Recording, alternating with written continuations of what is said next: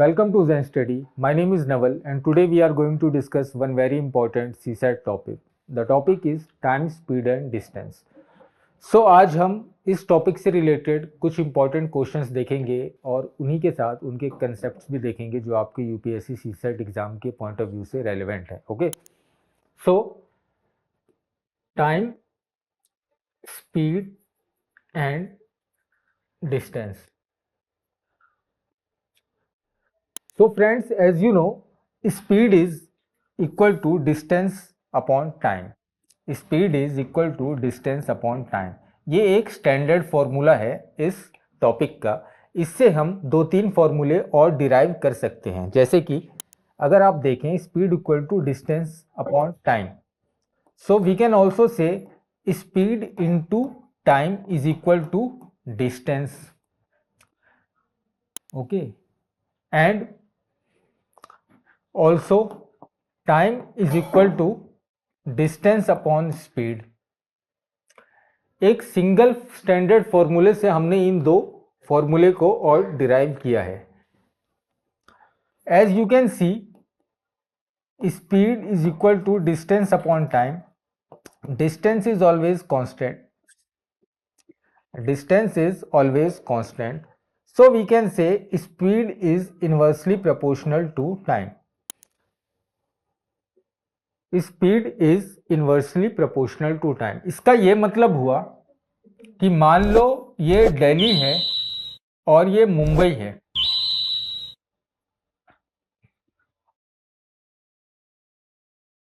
और इसके बीच का हम डिस्टेंस हम एज्यूम कर लेते हैं 1000 किलोमीटर.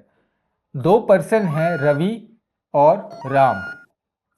रवि को लगते हैं 10 आवर्स और राम को लगते हैं 8 आवर्स. डिस्टेंस तो कांस्टेंट है, पर हम देख रहे हैं रवि और राम को दोनों को अलग अलग टाइम लग रहे हैं. तो इसका रीजन ये है कि जो रवि की स्पीड है वो है कम और राम की स्पीड जो है वो है ज़्यादा. ये आप एवरीडे लाइफ से भी देख सकते हैं कि अगर आप एक डिस्टेंस से दूसरे डिस्टेंस तक जाओगे और अगर आपकी जो व्हीकल की स्पीड है वो ज़्यादा होगी तो आपको कम टाइम लगेगा. इन कंपैरिजन अगर आपकी व्हीकल की स्पीड कम होगी तो आपको ज़्यादा टाइम लगेगा. डिस्टेंस तो सेम होगा, वो कांस्टेंट होगा. तो speed is inversely proportional to time. Speed will be greater, time will be lesser. So इन दोनों के बीच में एक इनवर्स रिलेशन होता है स्पीड और टाइम के बीच में. ये आपको समझना है. There is direct and inverse relation. Direct relation between speed and distance and inverse relation between speed and time. Now we have to ensure some important things also while solving this topic question. कभी कभी questions में unit जो हैं वो अलग अलग measures के होते हैं. मान लो आपको किलोमीटर में कोई यूनिट दे रखा हो और कोई यूनिट मीटर पर सेकंड में. तो वाइल सॉल्विंग क्वेश्चंस आपको इंश्योर करना है कि जो यूनिट है वो सेम हो. Unit should be same. Units should be same. If you have to, either you can convert the whole into kilometre per hour और मीटर पर सेकंड, लेकिन दोनों सेम होना चाहिए. अगर आप किलोमीटर पर आवर को मीटर पर सेकंड में convert करते हो तो आपको सिंपली ये अंडरस्टैंड करना है कि उसको 5/18 से मल्टीप्लाई कर दो. ये कैसे? Because 1 kilometre is equal to 1000 metre and 1 hour is equal to 60 minutes and 1 minute is equal to 60 seconds. तो 3600 सेकेंड.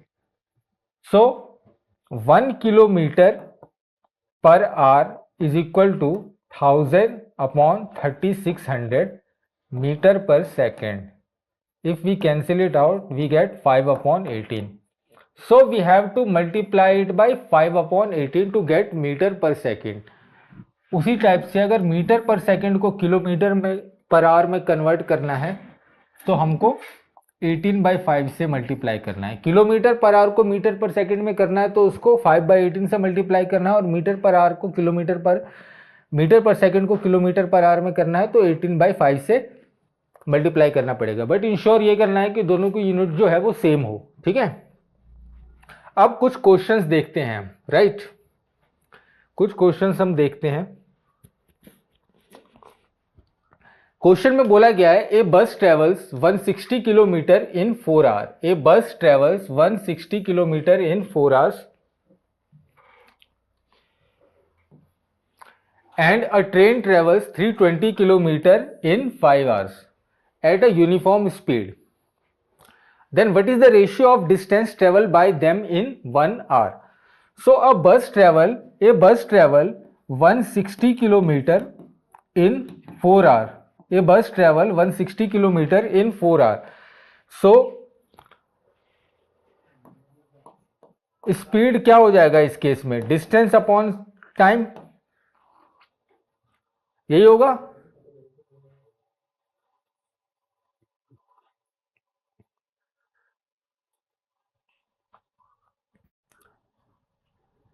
इस केस में डिस्टेंस अपॉन टाइम होगा स्पीड। मैं स्पीड क्यों निकाल रहा हूं? क्योंकि इसमें पूछा गया है then what is the ratio of the distance travel by them in 1 hour. Ratio of distance travel by them in 1 hour which is nothing but speed. Speed को इसने रिफ्रेश किया है, इसने इसमें बोला है कि what is the ratio of distance travel by them in 1 hour, मतलब distance travel by them in 1 hour यानी distance by time which is equal to speed. So basically हमें स्पीड का रेशियो निकालना है इस क्वेश्चन में। तो स्पीड का मतलब डिस्टेंस अपॉन टाइम, तो इस फर्स्ट केस में 320 अपॉन 5। ओके, फर्स्ट केस में 320 अपॉन 5, तो ये कितना हो जाएगा? 5 6 जा 30 एंड 5 4 जा 20। सेकेंड केस में ये सेकेंड केस में आपका क्या हो जाएगा? ट्रेन, ये बस का था और ट्रेन का 320 किलोमीटर इन 5 आवर। ए बस ट्रेवल 160 किलोमीटर इन 4 आवर। ठीक है, 160 किलोमीटर इसने कवर किया है। ये देखो आप, ए बस ट्रेवल 160 किलोमीटर इन 1 आवर, तो बस स्पीड कितनी होगी? बस स्पीड होगी 160 अपॉन 4, राइट। 160 अपॉन 4 यानी 40 kilometre per our. Okay, and train जो है, ट्रेन की स्पीड कितनी होगी? ट्रेन की स्पीड कितनी होगी? 320 अपॉन 5 यानी 64 किलोमीटर पर आवर।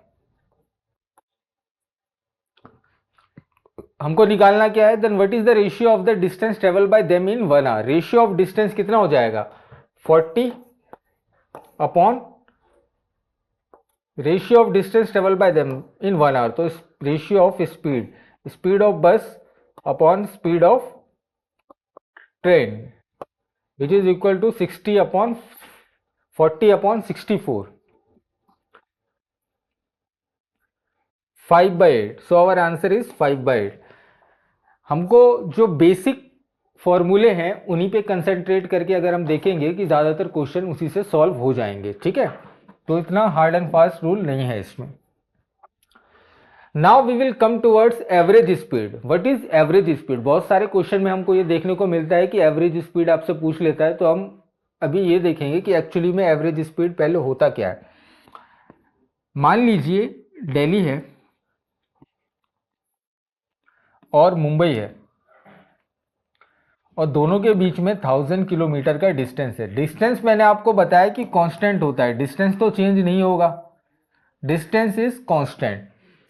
अब रवि है, वो दिल्ली टू मुंबई जाता है और फिर मुंबई से दिल्ली वापस भी आता है। तो आपको यह बताना है कि इस केस में एवरेज स्पीड कितना होगा। सो एवरेज स्पीड जो होता है वो होता है total distance upon total time. Total distance upon total time, जो एवरेज स्पीड होता है वो होता है total distance upon total time. इस केस में हम देखते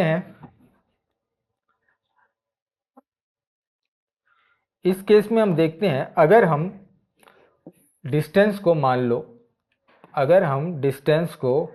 लो d लेते हैं, डिस्टेंस को अगर डी लेते हैं तो दिल्ली से मुंबई जाने में डी डिस्टेंस लगा, फिर मुंबई से दिल्ली वापस आने में डी डिस्टेंस लगा, तो टोटल डिस्टेंस कितना हो गया, डी प्लस डी। ओके, और टोटल टाइम कितना लगा। मान लो रवि दिल्ली से मुंबई गया एस ए स्पीड से, और मुंबई से दिल्ली वापस आया एस बी स्पीड से, ठीक है। तो फर्स्ट पार्ट में जो जाने में जो उसको टाइम लगा वो कितना होता है, डिस्टेंस अपॉन स्पीड, यानी डिस्टेंस अपॉन एस ए। आने में कितना टाइम लगा, distance upon speed, distance upon speed is time, तो इसीलिए हम डिस्टेंस अपॉन ऐसे इसलिए ले रहे हैं क्योंकि जाने के टाइम में इसका स्पीड इतना था और आने के टाइम में इसका स्पीड इतना था, ठीक है। तो इसीलिए हमने इतना लिया। इसको हम सिंप्लीफाई करते हैं तो कितना हो जाएगा, 2D upon S A A S बी, इसको फर्दर सिंप्लीफाई करेंगे तो D S B plus D S A, which is 2D upon D को अगर कॉमन ले लिया S B plus S A upon S A S B, ये यहां से कैंसिल आउट हो जाएगा, बचेगा 2 S A S B upon S A plus S B. ये आपका एक फॉर्मूला स्टैंडर्ड बन गया, ठीक है। नाउ ये क्वेश्चन देखते हैं। Two cities A and B are 360 kilometre apart. A car goes from A to B at a speed of 40 km per hour and returns from B to A at a speed of 60 km per hour. What is the average speed of car? So question में बोला गया है two cities A and B are 360 km apart. A and B are 360 km apart. A car goes from A to B at a speed of 640 kilometre per hour, 40 kilometre per hour की speed से गया, and returns from B to A at a speed of 60 kilometre per hour. B to A वापिस आया 60 kilometre per hour की speed से। What is the average speed of the car? Average speed आपसे पूछा गया है।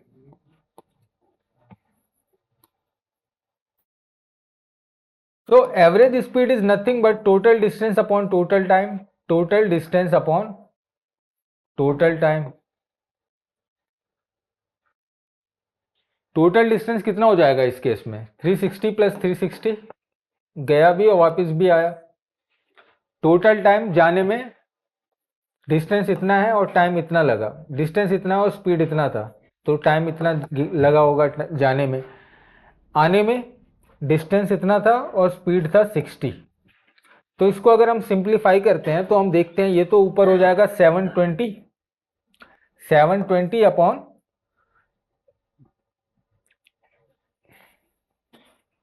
9 plus 6। Okay, so average speed जो हमारा हो जाएगा इस केस में, एवरेज स्पीड वो होगा 720 अपॉन 15। तो इसको कैलकुलेट करो कितना होता है।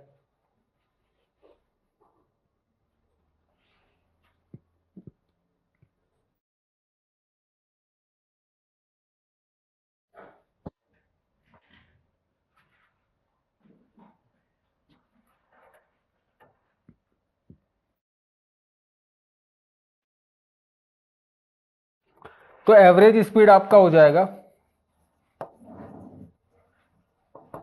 48, जो भी इसमें यूनिट है kilometre per our. Okay,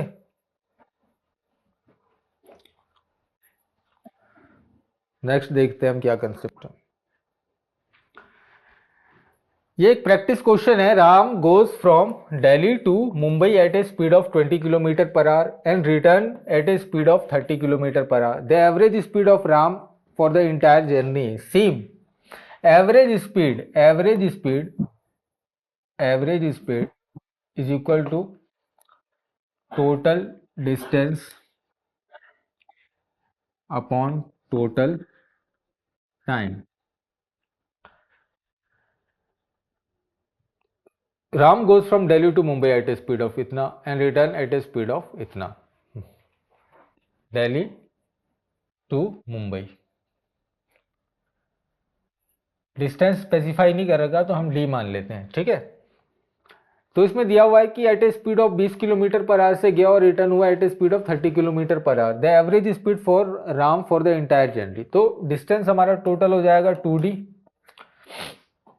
total time कितना लगा, जाने में स्पीड थी 20 किलोमीटर और आने की स्पीड थी 30 किलोमीटर, यानी d/20 प्लस d/30। ओके, तो 2d अपॉन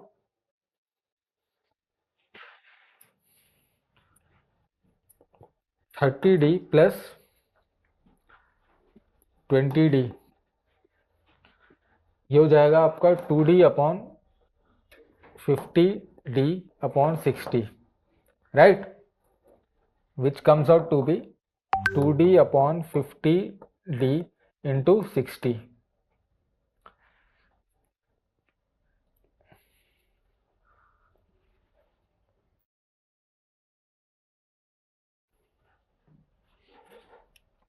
ये कहीं कैलकुलेशन गलत हो रहा है।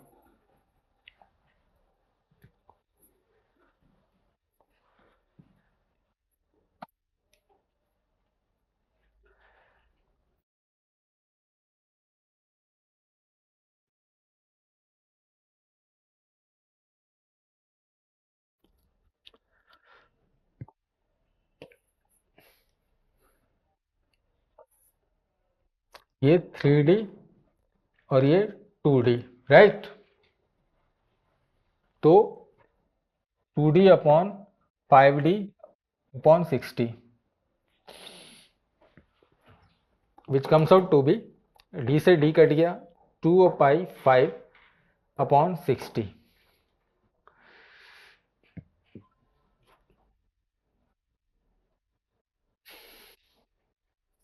तो ये हमारा एवरेज स्पीड आ गया 24 किलोमीटर पर आवर।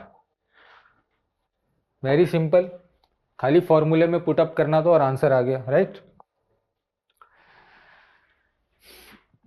क्वेश्चन है, a person travels from X to Y at a speed of 40 kilometre per hour and returns by increasing his speed 50%। अब यहाँ पे थोड़ा आपकी कैलकुलेशन को चेक किया जा रहा है कि कैसे आप कैलकुलेट करते हैं। What is his average speed for the both the journey.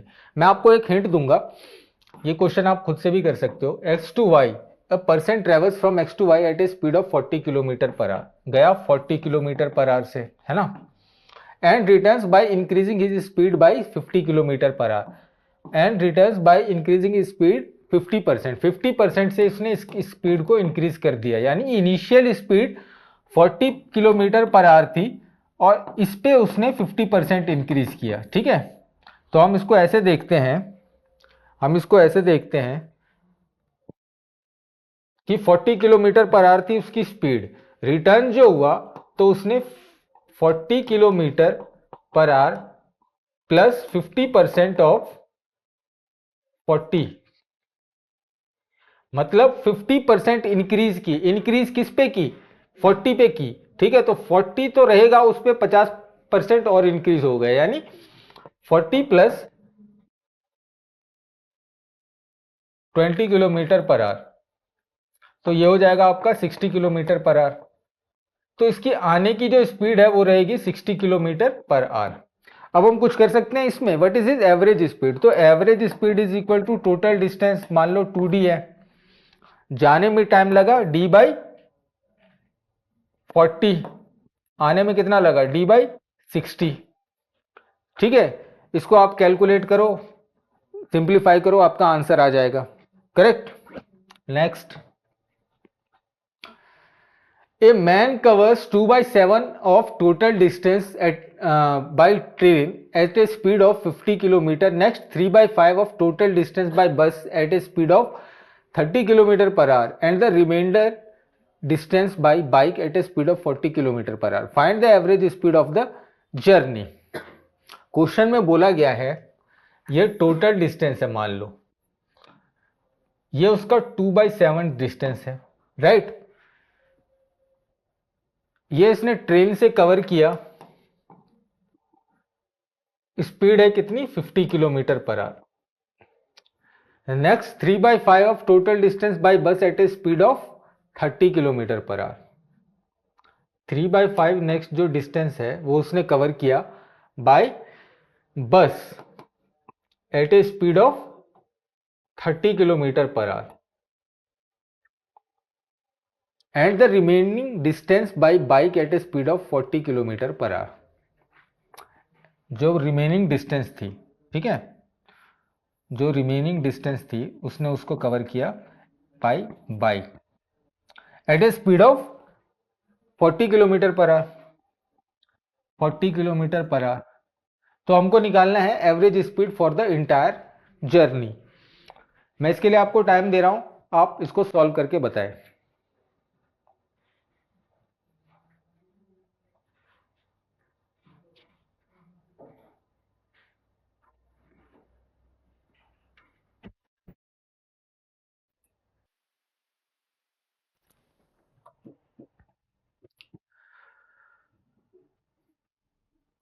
तो इस क्वेश्चन में हमको एक चीज को ध्यान में रखना है कि देखना, इसमें डिस्टेंस नहीं दिया हुआ है, इसमें फ्रैक्शन के टाइप में आपको बताया गया है कि इतना फ्रैक्शन उसने ट्रेन से कवर किया, इतना फ्रैक्शन बस से किया और बाइक से किया है, जो रिमेनिंग डिस्टेंस है। तो जब भी इस टाइप के क्वेश्चन आए तो आपको डिस्टेंस को एज्यूम कर लेना है। इस केस में आप क्या करोगे, देखोगे ये जो फ्रैक्शन है 2/7 जो स्पीड उसने ट्रेवल किया है ट्रेन से, और 3/5 जो नेक्स्ट फ्रैक्शन है जो बस से कवर किया है, तो हम जो इसका डिनोमिनेटर है 7 और 5, इससे रिलेटेड 7 इंटू 5 करेंगे तो 35, तो हम 350 डिस्टेंस को एज्यूम कर लेते हैं, ठीक है। इसको हम 350 डिस्टेंस को एज्यूम कर लेते हैं। ये मैंने ऐसे ही क्यों एज्यूम कर लिया, क्योंकि मुझे कोई ऐसा नंबर चाहिए था। डिस्टेंस तो मैं इसको 100 भी एज्यूम कर लेता हूं, डिस्टेंस तो मैं इसको 100 भी एज्यूम कर सकता था, लेकिन मुझे कोई ऐसा नंबर चाहिए था जो लास्ट में कैंसिल आउट हो सके, फ्रैक्शन के टाइप में ना रहे, ठीक है।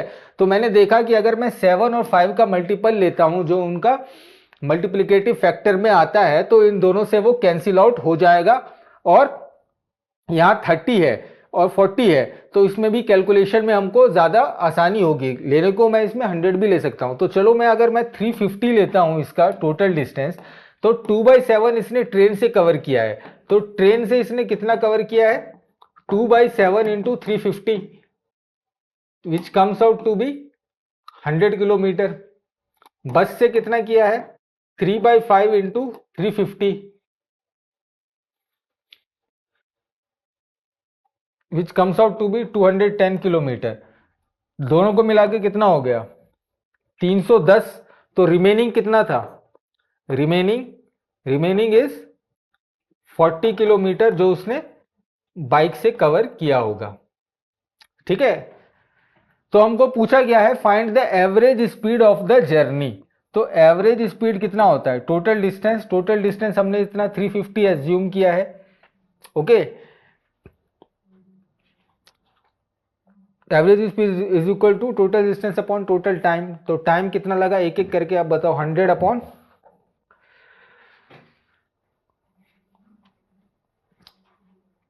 100 अपॉन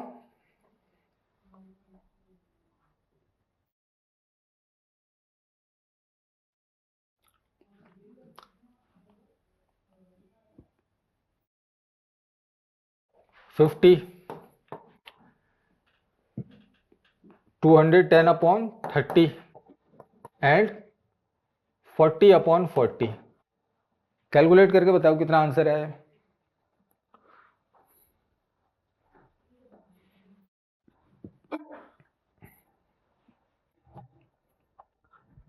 तो इसको हम सिंप्लीफाई करेंगे तो हमारा आएगा, यहां पे देखते हैं, ये कैंसिल आउट हो गया, ये 1 2 7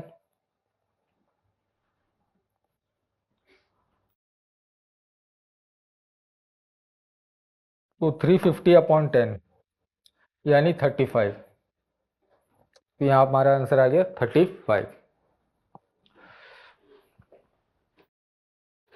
अभी ट्रेन्स के क्वेश्चन करने से पहले हमको एक कंसेप्ट देखना है।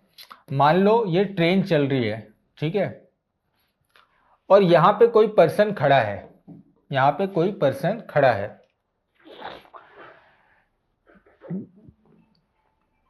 और ये ट्रेन इस साइड जो है अपना डिस्टेंस को कवर कर रही है। एक पॉइंट पे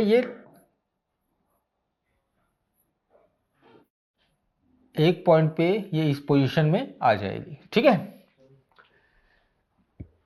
तो आपको ये बताना है कि इन कंपैरिजन टू ट्रेन, ये ट्रेन है और ट्रेन के कंपैरिजन में पर्सन का जो लेंथ है वो बहुत ही इनकॉन्सिक्वेंशियल होता है, तो उसको हम निग्लेक्ट कर देते हैं, ठीक है।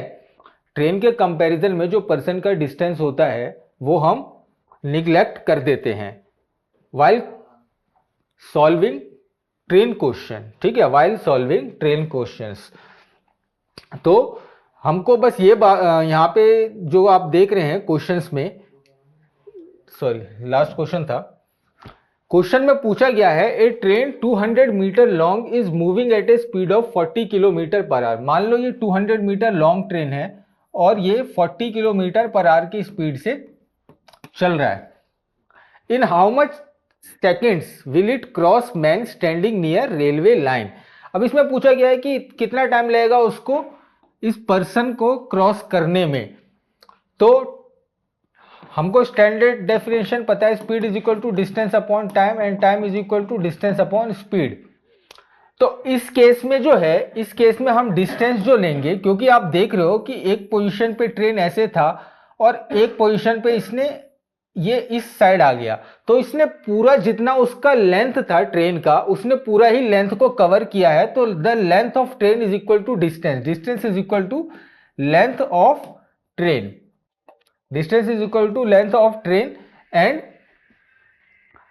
हाउ मच स्पीड कितना था उस केस में, स्पीड है 40, तो 200 अपॉन 40, 200 मीटर है और ये 40 किलोमीटर पर आवर है, ओके। तो ऑफ कोर्स इसको आपको कन्वर्ट करना पड़ेगा, तो 200 अपॉन 1000 इंटू 40, ये हमने इसको कन्वर्ट कर लिया मीटर किलोमीटर पर आवर में, है ना। तो 200 अपॉन 1000 इंटू 40,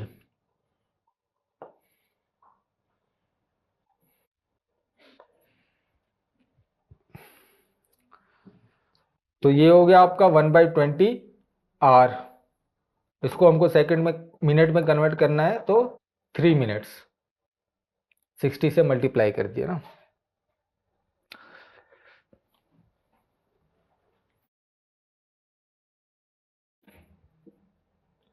सॉरी, ये हम किसी और कंसेप्ट पे चले गए। A train 200 metre long is moving at a speed of 40 kilometre per hour. जैसे कि मैंने आपको बताया कि जो 200 मीटर लॉन्ग ट्रेन है वो 40 किलोमीटर पर आवर की स्पीड से जा रही है, उसने मैन को क्रॉस किया है। तो जो मैन की लेंथ है वो इस केस में हम कंसीडर नहीं करेंगे, क्योंकि मैन की जो लेंथ है वो बहुत ही इनकॉन्सिक्वेंशियल है इन कंपैरिजन टू ट्रेन।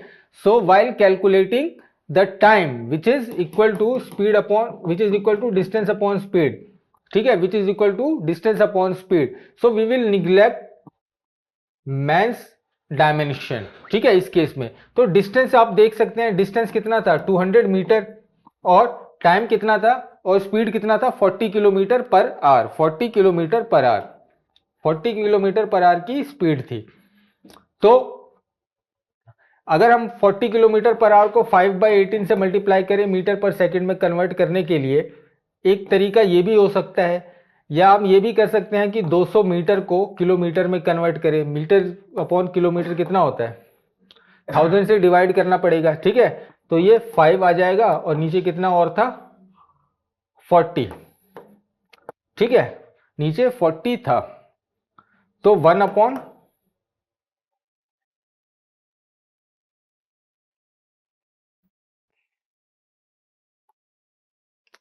200 और इंटू, अगर इसको सेकंड में कन्वर्ट करना है तो आप इसको ऐसे कर सकते हैं, ठीक है। तो मेरे कहने का ये मतलब है कि आपको बस ये क्लियर होना चाहिए, आपको बस ये क्लियर होना चाहिए कि कैलकुलेशन कैसे करेंगे, ठीक है। Time is equal to distance upon speed. तो डिस्टेंस इस केस में 200 और स्पीड जो है 40 किलोमीटर पर आवर है। आपको डायमेंशन को देखना है और उसके हिसाब से आंसर पे को लगाना है।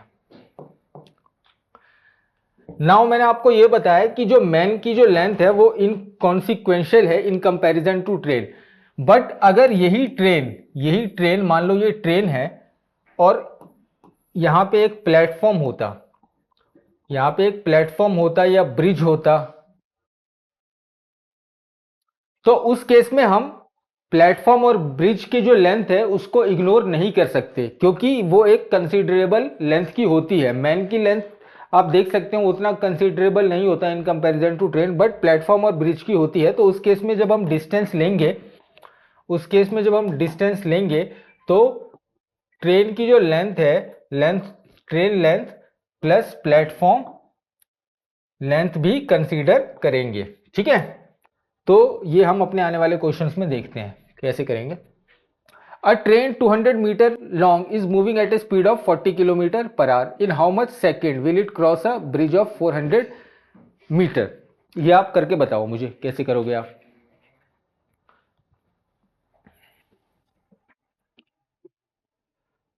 इससे पहले हम ये वाला क्वेश्चन देखते हैं, ये वाला क्वेश्चन हमने नहीं किया था, ये क्वेश्चन हम देखते हैं। A train 200 metre long is moving at a speed of 40 kilometre per hour how much second will it cross a man standing near railway line. तो टाइम इज इक्वल टू हमने पढ़ा था डिस्टेंस अपॉन स्पीड। तो time is equal to distance इस case में 200 है और speed कितना है 40 किलोमीटर पर आवर। किलोमीटर है और ये मीटर है, तो इसको हम कन्वर्ट कर लेंगे मीटर में। तो ये हमारा हो जाएगा 200 अपॉन 40 इंटू ये ऊपर 18 और नीचे 5, ठीक है। तो ये दोनों कैंसिल आउट हो गया, बचा हमारा 18, ये मिनट्स। तो आई होप आपको कंसेप्ट पता चल गया और उसको कैसे कन्वर्ट करना और कैसे अप्लाई करना है। लेकिन ये उस केस में है जब मैन खड़ा था, जब ब्रिज और प्लेटफॉर्म हो उस केस में हमको ब्रिज और प्लेटफॉर्म की जो लेंथ है उसको भी कंसीडर करनी पड़ेगी। ये हम नेक्स्ट क्वेश्चन में देखते हैं। नेक्स्ट क्वेश्चन में है a train 200 metre long is moving at a speed of 40 kilometre per hour in how much second will it cross a bridge 400 metre. तो ट्रेन है 200 मीटर लॉन्ग, ठीक है, ट्रेन की जो लेंथ है वो है 200 मीटर लॉन्ग और ब्रिज की जो लेंथ है वो है 400 मीटर, ब्रिज की जो लेंथ है वो है 400 मीटर। तो how much time in how much second will it cross a bridge of 400 metre. तो टाइम पूछा गया है, तो time is equal to distance upon speed. Time is equal to distance, distance इस केस में ट्रेन और किसका लेंगे हम, ब्रिज का लेंगे, क्योंकि ब्रिज भी हमको कंसीडर करना है, उसकी भी लेंथ कंसीडरेबल है। तो 200 plus 400 metre upon speed is 40 K MPH, okay. So 600 upon 40 into 5 ऊपर 18, राइट। इसको हम करते हैं।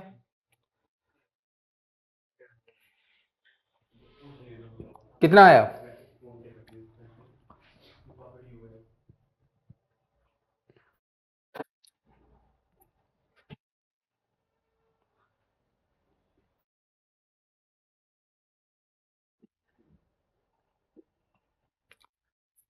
ये 54 आ गया आपका, ठीक है। तो I hope you got the point. Next question is a train 200 meter long takes 40 seconds to cross a tunnel of 480 meter long. How much time will train take to cross another tunnel of 310 metre long. ये concept मैंने आपको बताया है, इसको आप try करो और कोशिश करो कि ये बन जाए। तो ये कुछ कोर्सेज हैं जो आप ज़ेन स्टडी के वेबसाइट पे जाके परचेज कर सकते हो और मैंने आपको जो क्वेश्चन दिया है उसको आप सॉल्व करो। कल हम उसके आगे प्रोसीड करेंगे और कंसेप्ट देखेंगे, ठीक है, relative velocity, boats and related concept. तो अभी आप वो क्वेश्चन ट्राई करना और यहाँ से आप कोर्सेज को परचेज कर सकते हो। सो सी यू टुमारो।